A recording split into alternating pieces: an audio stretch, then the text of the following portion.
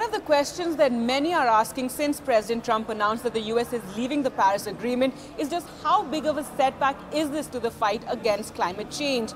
And now some people seem to suggest that it's not been such a big setback after all, as it's driven many countries to reiterate their commitments to the Paris Agreement. In fact, some countries have even committed more. Today, China is the world's top renewable energy producer, accounting for 40% of all global growth last year. While in India, solar prices are at a record low, dropping by 40%. India is not doing this to save the planet. Neither is anybody else, and I think that needs to be very clearly understood.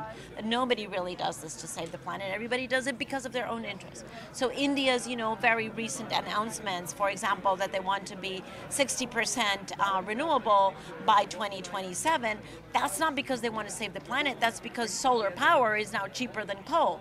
And they want cheap, reliable, clean energy because it's better for the cities, it's better for health, it's better for the economy. You see over the next decade that minimum solar PV will come down by another 60%.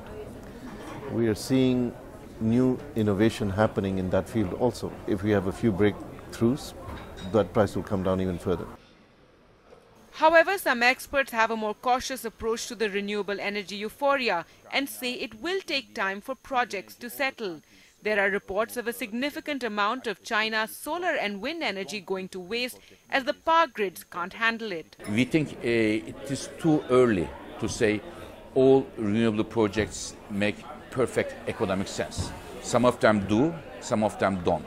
So we have to choose the projects very carefully, but to be able to say across the board, all renewable projects are making perfect sense, we have to be very careful before making that assessment. What is clear is that renewable energy is surging ahead, and while President Trump may continue championing coal, it is not coming back. The rest of the world is moving on. In Beijing, with camera person Manjunath, Gargi Rawat for NDTV.